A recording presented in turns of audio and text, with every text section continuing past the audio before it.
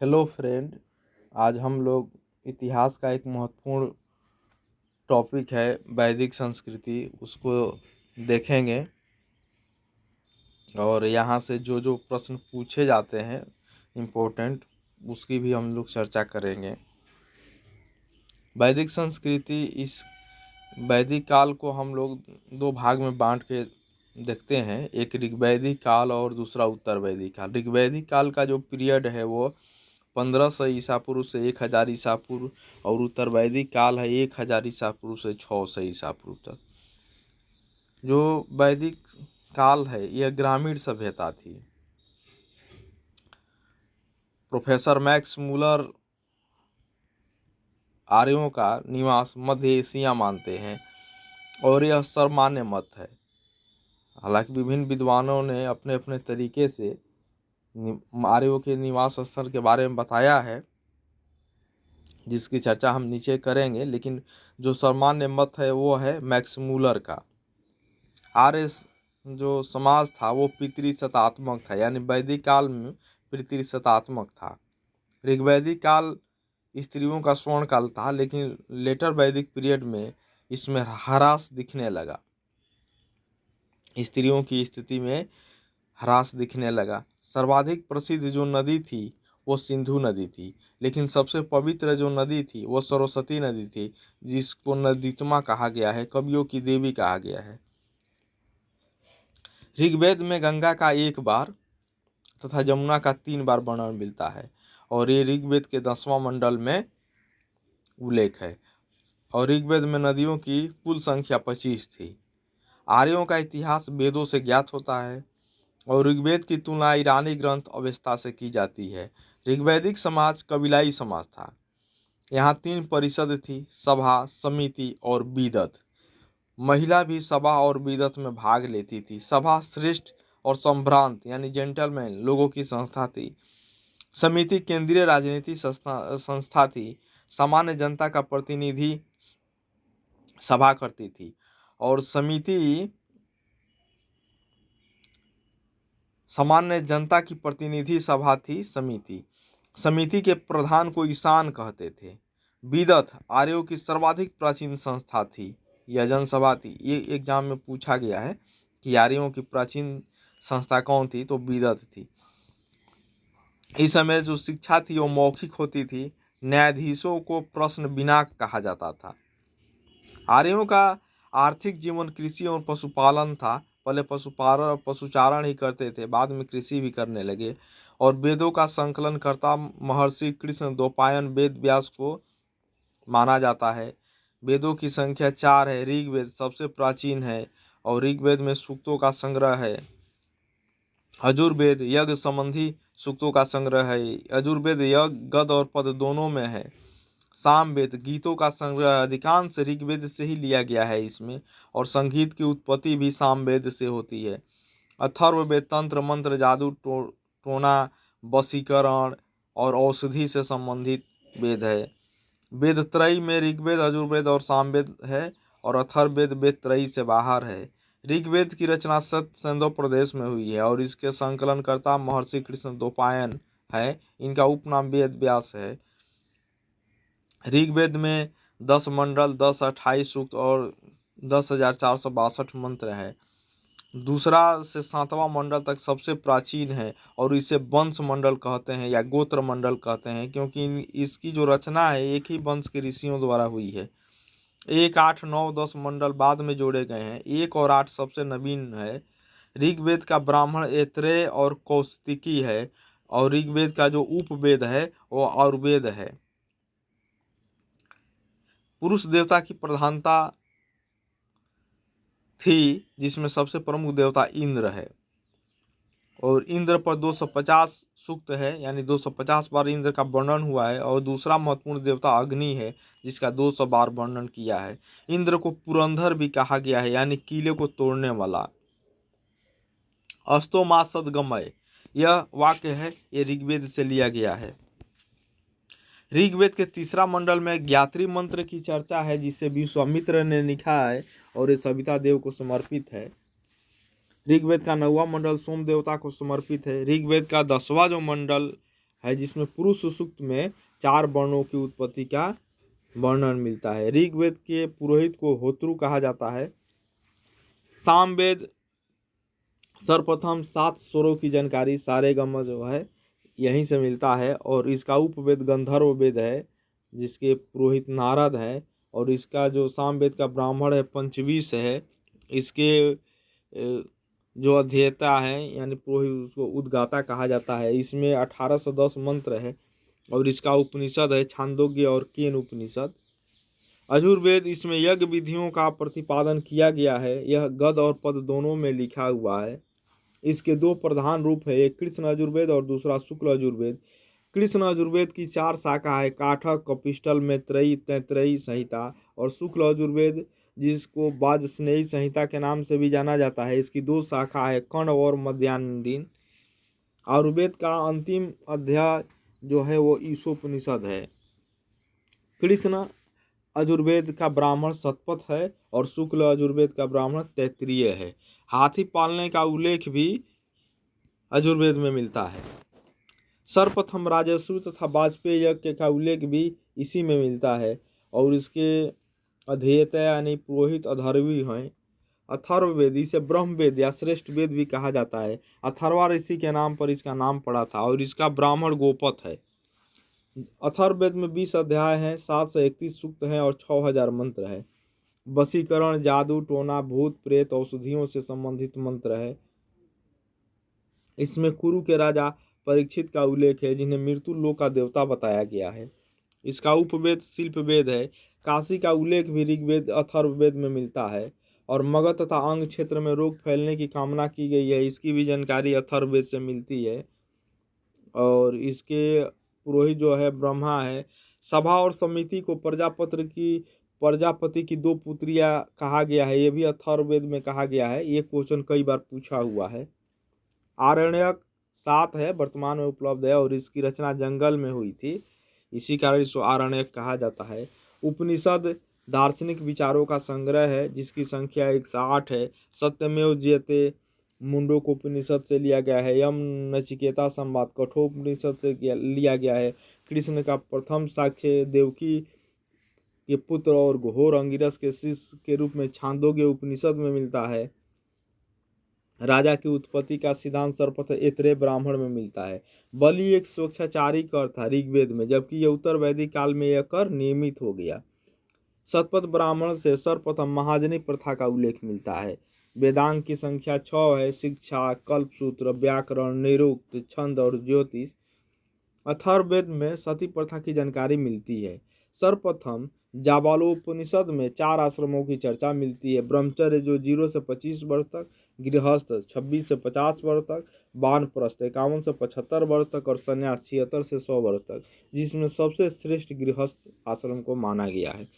ये कई बार क्वेश्चन पूछा है कि चारों आश्रम की चर्चा कहाँ मिलती है। वैदिक काल में 3 ऋण की चर्चा मिलती है। एक है ऋषि ऋण, जो वैदिक ग्रंथों का अध्ययन आप किए हैं, उसका जो ऋण है वो वैदिक ऋण है। दूसरा है पितृ ऋण, पुत्र की उत्पत्ति, और तीसरा है देव ऋण, यज्ञ करवाना। 16 संस्कार की चर्चा है, जो जन्म से लेकर मृत्यु तक है।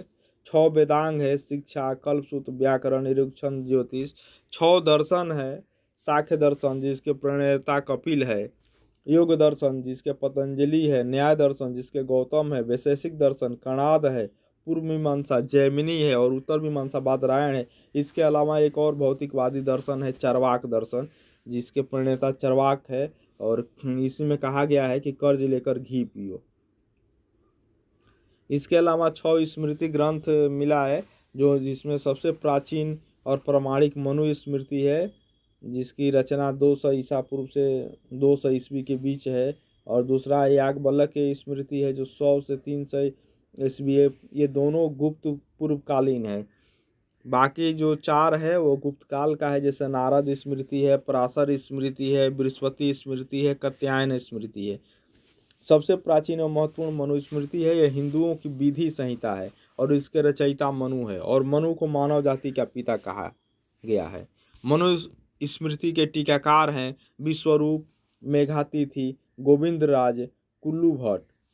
राजा की नियमित सेना नहीं थी। युद्ध के समय संगठित की गई सेना को नागरिक सेना कहा जाता था।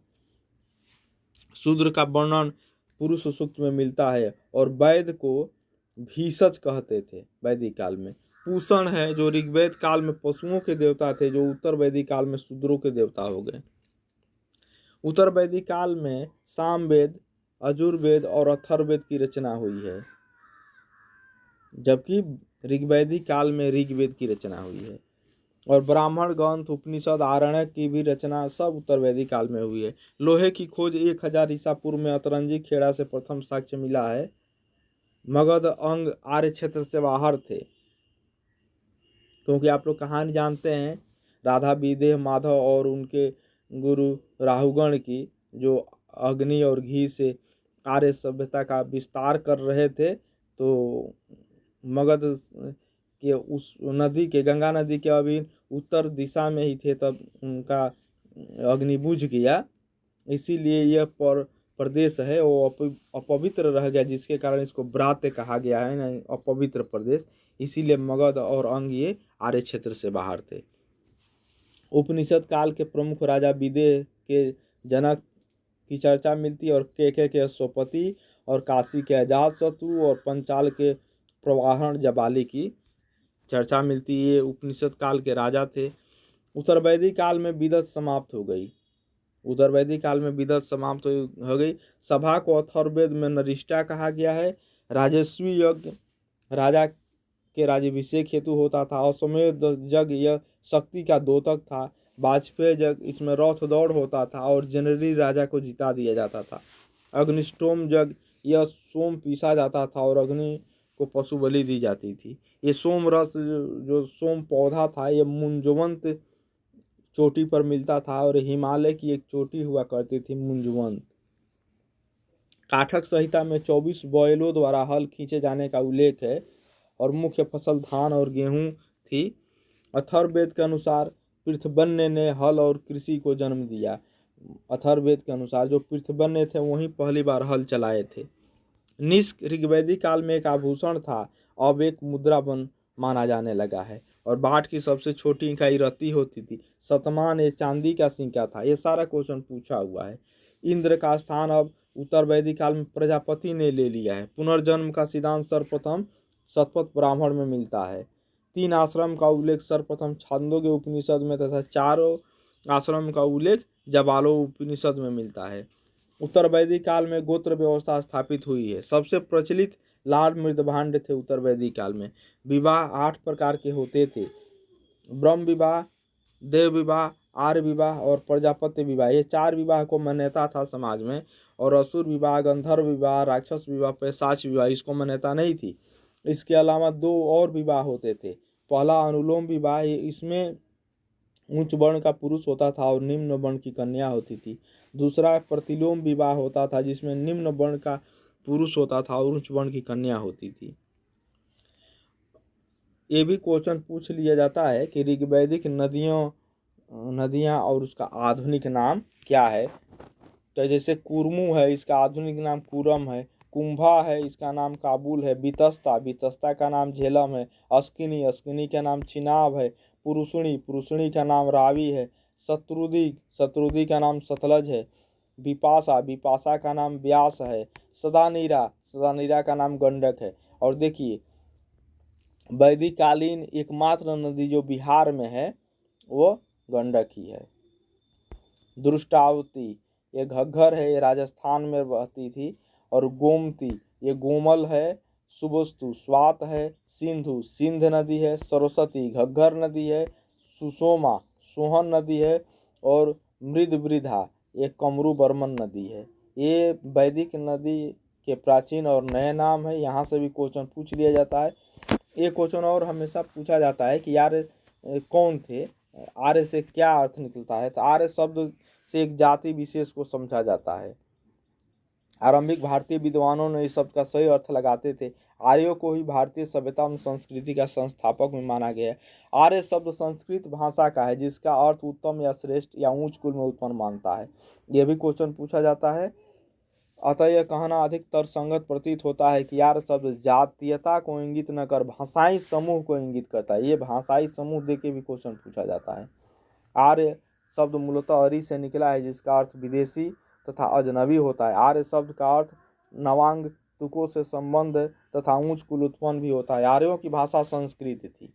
अब आर्यों का जो मूल निवास है, स्थान है, यहाँ से क्वेश्चन जो हमेशा पूछा जाता है, और सर्वमान्य मत तो मैक्स मूलर का है, लेकिन फिर भी जैसे बाल गंगाधर तिलक का मानना है कि आर्य आर्कटिक प्रदेश यानी उत्तरी ध्रुव से आए थे। विलियम जोन्स, यही विलियम जोन्स है जो 1784 में एसाइटिक सोसाइटी ऑफ बंगाल की स्थापना करता है, उसका कहना है कि यूरोप से आए थे। मैक्स मूलर जो सामान्य मत है, उनका कहना है कि मध्य एशिया से आए।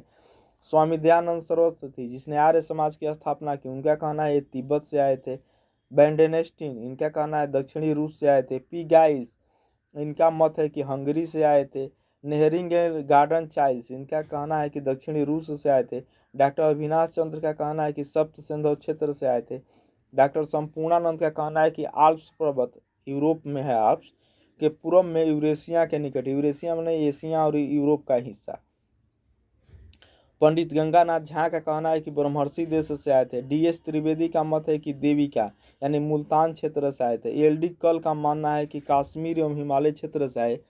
रोड्स का मानना है कि बैक्टीरिया से आए हैं। पेनका एवं हेड का मानना है कि जर्मनी से आए हैं। मेयर किल ओल्डनबर्ग का मानना है कि पामीर के पठार आर्यों का निवास स्थान था। इसमें 2-3 जो ऊपर वाला है यही महत्वपूर्ण है। बाकी जो सर्वमान्य मत है वो याद रखना है कि मैक्स मूलर। अब 10 राज युद्ध, एक क्वेश्चन पूछा जाता है। जो 10 राजाओं का युद्ध था, ये पुरुषणी नदी यानी रावी नदी के तट पर हुआ था। यह युद्ध भरत वंश माने त्रिशूर राजवंश के राजा सुदास और 10 अन्य राज्यों के बीच में लड़ा गया था। इस युद्ध में दोनों तरफ आर्य और अनार्य शामिल थे। इस युद्ध का जो कारण था कि भरत वंश के जो राजा सुदास था, उसने अपने पुरोहित विश्वामित्र को हटा दिया और उनके स्थान पर वशिष्ठ को नियुक्त कर दिया। यही कारण था कि विश्वामित्र ने अन्य कबीलों को मिलाकर ये युद्ध किया और अंततः भरत राजा सुदास की ही जीत हुई। और ऋग्वेद के 7वें मंडल में दशराग युद्ध का उल्लेख मिलता है। इसका ये कारण है, राज्य विस्तार भी माना गया है, और ये पुरुषणी नदी के तट पर हुआ था और 7वें मंडल में ऋग्वेद के दशराग युद्ध का चर्चा मिलता है।